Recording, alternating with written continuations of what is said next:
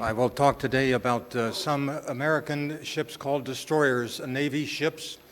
If you look out in this sort of small harbor here, you'll see a gray vessel, which I gather is called the Averov, and it's perhaps a Russian ship became a Greek Navy ship, and it maybe is a little bigger, but it's something like the ones that in the American Navy that I'm going to be talking about today. So it's the right color, it's the right shape. It has 3 stacks. The Navy ships had 4 stacks.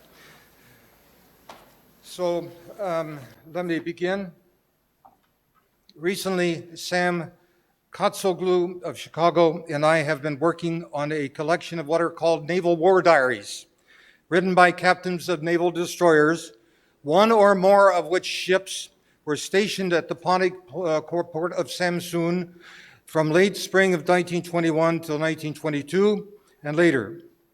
Our book, not out yet. It's come out in February. This is a advertising copy, 400-page book to be entitled The Greek Genocide in American Naval War Diaries.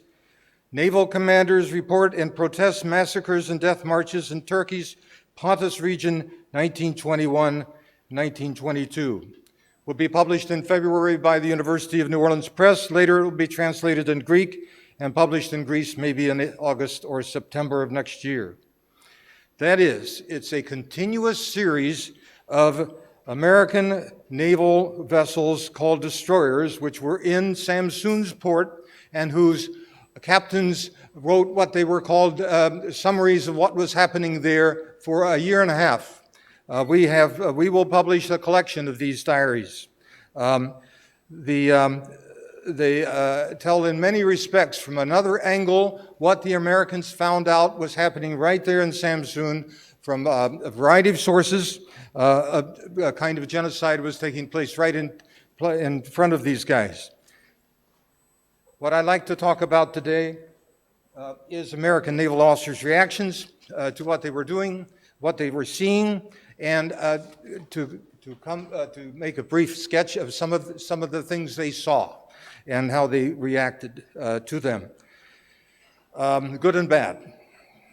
For one time, young Greek men swam out to the American naval destroyers at Samsun to get help for themselves and their comrades ashore, believing that the great, generous nation of America would help them.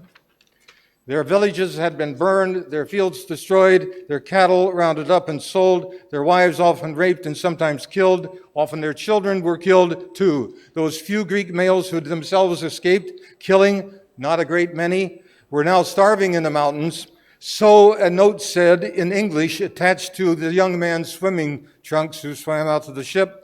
In it, a Greek spokesman refers to either earlier massacres of over 1,000 ethnic Greek men near Samsun, and he asked that the captain of the American ship interest himself in the terrible situation of the ethnic Greeks in the region, greatly threatened by the ruling government of Mustafa Kemal. This is what he said: Your Excellency, in the name of God, in the name of international law, finally, in the name of your own children, your own conscience, do not leave us unprotected and open to being cut down and killed like cattle by the Turkish barbarians. Now, if you were the captain of an American naval ship to receive such a message, what would you do? Well, in this case, they were working for an admiral who was a fan of the Turkish nationalists. He had a policy of utter neutrality toward the various groups in Turkey.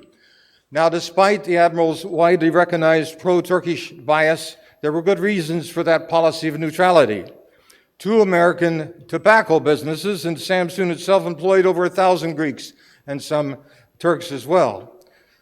American missionaries were stationed throughout Turkey, and a few hundred American relief workers were working in Turkey too, and American money was pouring into the country to help all the vast number of refugees and orphans left by the Great War and the wartime atrocities of the Turks upon Christian minorities. Moreover, there was another war going on in western Turkey between Hellenic Greeks, as you all know, and nationalist Turks, and America had sided with neither of these combatant forces. So the main American mission of the Navy ships was protection of American nationals. That is, besides reporting to the Admiral what was actually going on in the Pontus and at large. Now, it was the Admiral's decision, not the captain's decision, whether to contact those Greek men in the hills who were starving or not. Beyond that, any kind of obvious help of the Greeks would probably eliminate the possibility for the American ships even to be near the country, and also perhaps have endangered the American relief workers and missionaries who were doing great good works deep inland. So it was utterly, neutrality policy was necessary, but perhaps not an utterly foolish exercise of it. Even if a destroyer's captain could not officially respond to the Greeks ashore, there remained a question as to what to do with the Greek man, the Greek swimmer, who was scared to death the Americans would turn him over to the Turks. The first captain we meet, the captain of the USS Sturtevant, one of the ships, Commander Haas, consulted with the senior captain of the American cruiser USS St. Louis that had just come to the port. The captain of this much larger ship was the later famous military advisor to President Roosevelt during World War II, William Leahy. This is what then Captain Leahy had to say of what he did about the young Greek. Before my arrival, a Greek youth about 15 years of age appeared on board the Sturtevant with a story that he and a companion had come along the coast several miles by water with the purpose of obtaining assistance for some Greeks who need help and food. His companion had disappeared during one of the nights, and he was nearly exhausted when he reached the destroyer. It is plainly unneutral service, he told the admiral, to harbor such an emissary, but delivering him to the Turks would have resulted in his prompt execution as a spy. So I've taken him on board, dressed him in American sailor's clothes, and have told nobody. And then he had him taken to Constantinople and led off in safety. His name was Nicholas Theophilon. A couple of months later, 3 other swimmers arrived at another American destroyer in Samsun. Well, I'm not much used to the PowerPoint, but let me show you what these ships look like if I can here. Looking at this. Help me out here.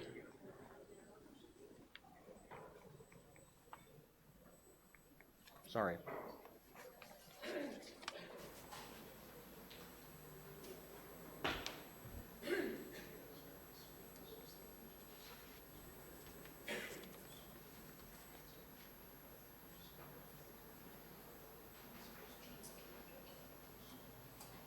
If it doesn't happen, it doesn't happen.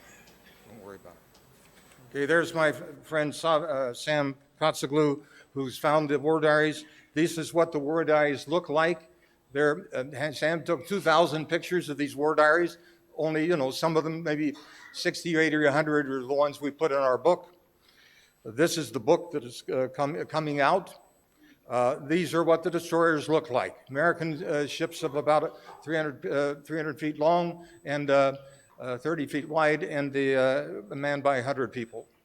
Okay, this is the admiral back in Constantinople. This is the Captain William Leahy, eventually very famous man, very famous admiral himself, who said, just dress him in sailor's clothes and from now on. And this is another picture of another four-stack destroyer that saw duty in Samsun. Okay?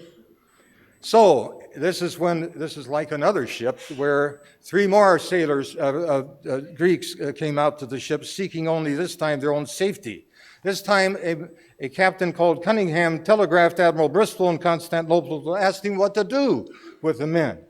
The admiral ordered him to give the 3 men over to the Turkish governor as a sign of the good faith of the Americans, on a condition the governor guaranteed their safety in writing.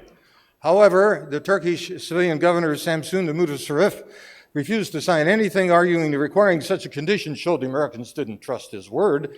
Instead, he agreed orally that he would keep the 3 Greeks safe, keep them in Samsun. Rather than put anything in writing, he suggested the American ship captain and he should settle this as friend to friend. Commander Cunningham agreed. Commander Haas of the Sturtevant, who was junior to the other commander, so it was the other guy's choice to what to do. He was also at this same meeting But in his war diary, he spoke vehemently about what had just taken place. It's my personal conviction, based on the intimate knowledge of the Mutasarif's character, he will break his pledge. I venture the assertion that within a week, the Greek refugees will have been surreptitiously conveyed to the interior, tortured and ruthlessly butchered in cold blood. By implication, the Commander Haas is also arguing against the Admiral Bristol's attempt to make good faith agreements with utterly untrustworthy, even nefarious men. It's somewhat remarkable that this ship captain dares to state such an opinion in his war diary, which will certainly be read by the Admiral. Commander Haas' opinion afterwards seems justified, for before the week was out, the Turkish Mutasarif had denied to Haas and the others that he had ever made any of the assurances that both of these captains had recorded in their war diaries. Instead, he had the three Greeks treated awfully. Within a week, it sent them out of the city under heavy guard. The two American captains recorded in further war diaries their conviction. These three young men were tortured and killed very soon after being conveyed out of sight. Now, although the war diaries also record that 60 civilian Turks at Samsun were protesting the deportation of the Greeks to nationalist headquarters at Angora, and thereby risking their lives by doing so, these were, again, the Greeks who to be transported out were Greek women and children, elderly. Indeed, they said if the orders for deportation were not called off, these civilian Turks were ready to share the fate of these unfortunate people. Although they made such a complaint, the account above and other war diaries tell us something of the character of many of the civilian Turkish officials with which the Americans had to deal. The events also tell us a little bit about the character of Admiral Bristol. The Admiral clearly thought that one of his main jobs in Turkey was to support American business in the region. Realizing the nationalists were eventually going to be in charge of Turkey, he seems to have concluded that if Americans were to do business in Turkey, he had to cozy up to the nationalists. So, destroyer captains sometimes found an utterly strict adherence to the Bristol policy of neutrality conflicted with the wishes of their own sailors. For example, after Smyrna, the Turks were still keeping all the minority males in Turkey, either killing them outright or sending them off to labor battalions, which was a slow death. At the port of Smyrna, after the massive evacuation there, a Greek cook working for the American YMCA ashore had been hiding her nephew who had escaped from a prison camp. She got some American sailors from the USS Gilmer to provide sailor clothes for him and then take him as a part of their group up the Gilmer's gangway, which they did. Apparently, no one ashore had seen or witnessed the sailors smuggling at. However, despite seeing his own sailors' collusion in this attempt to save a life, the Gilmer's captain had the young Greek handed over to the Turks. In his memoir, Captain Rufus Zogbaum reports that he thought it a point of honor to hand his young Greek male over to the Turks. Did Zogbaum know the likely consequences? He did. As he delivered the young man to the Turkish Port Authority, he made this comment: "If you have to shoot this man, please don't do it in the presence of my men." Now, is this really a point of honor or an inhuman action? Again, I'm talking today about what the Americans did and presented in connection with what they were seeing.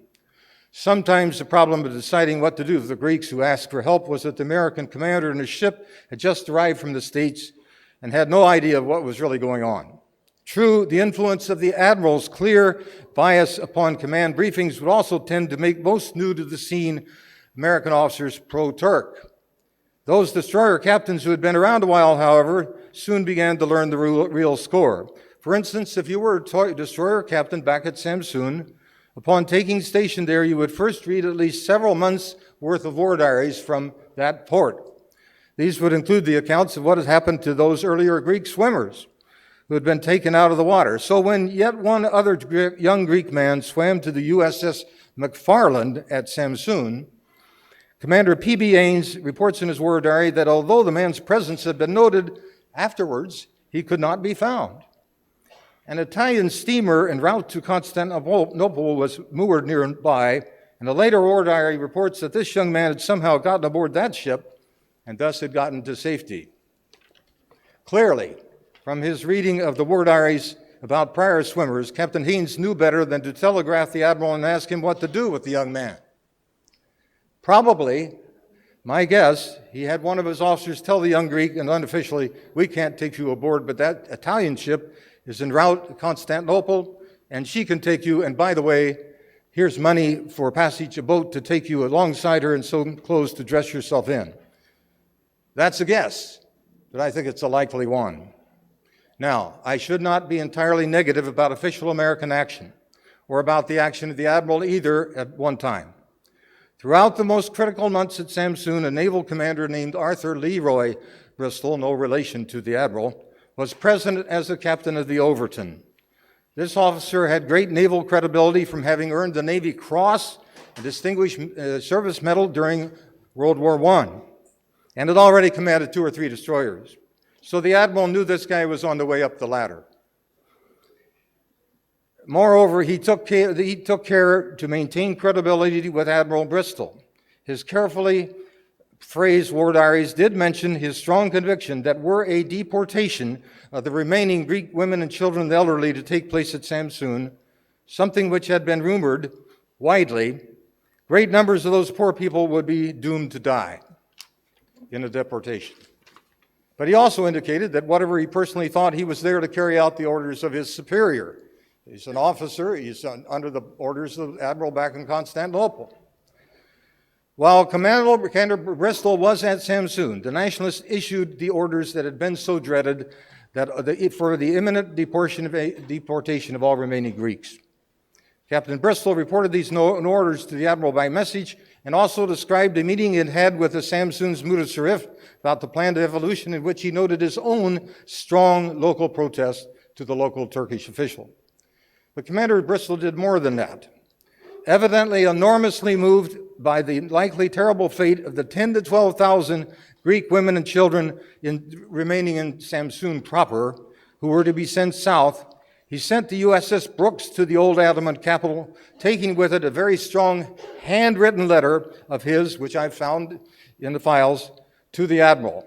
It pointed out that his own protest was clearly not going to be strong enough to stop the deportation, and it is stated explicitly that without further quick action, the deportation and eventual death of many of the deportees might well be understood to be America's fault. America might be seen now as doing little to prevent what even local Turks regarded as essentially comprising a massacre. Therefore, America might be seen as exhibiting the attitude of complacency, if not concurrence in such events, as he says the Germans sometimes have been blamed for not opposing what was happening when they were in Turkey during the war.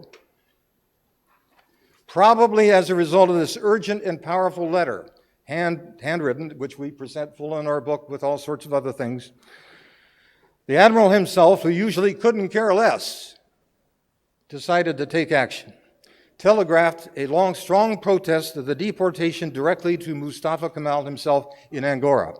Because of this protest, within a few days, the nationalist order was rescinded. The admiral's strong protest, having been provoked by the conscientious but urgent plea by the compassionate destroyer captain Arthur Leroy Bristol, not only stopped the immediate deportation, but had the eventual result of permanently saving the lives of some 10 to 12,000, as far as I can tell, of some 10 to 12,000 Greek women and children from Samsun proper. For a careful review of later war diaries indicates that those Greeks in Samsun proper stayed protected until they were transported out of Turkey in early 1923. To be sure, this protest did nothing to protect many other tens of thousands of Greek women and children sent south from the villages right near Samsun, or Greek women and children from Bafra or Ordu, or from the multitudes of other villages in Pontus, or Greek women and children and the elderly from the rest of Anatolia, for no further action by any of those so-called civilized allied powers in the region, nor by Admiral Bristol either, was forthcoming that might resolve the great atrocities already well underway. Huge numbers of ethnic Greek women, children, and old people were already trudging the deportation trails, as shown in these war diaries, and many more would come afterwards with enormous loss of life, indeed thousands had already died by this point. But Commander Bristol's insistent urging of the Admiral to do something was an example of what could be done by a highly knowledgeable, humane, and courageous officer in the face of the likelihood of genocidal events within his cognizance. Unfortunately, as we all know, such knowledgeable urgency and humanity was not always found. I could say much more. Thank you. Thank you, Mr. Shenk, for keeping the time, exactly 20 minutes. Μπορούμε να περάσουμε, σας παρακαλώ, σε ερωτήσεις. Να ξεκινήσουμε από την κυρία Χόφμαν. Αν υπάρχει ερώτηση.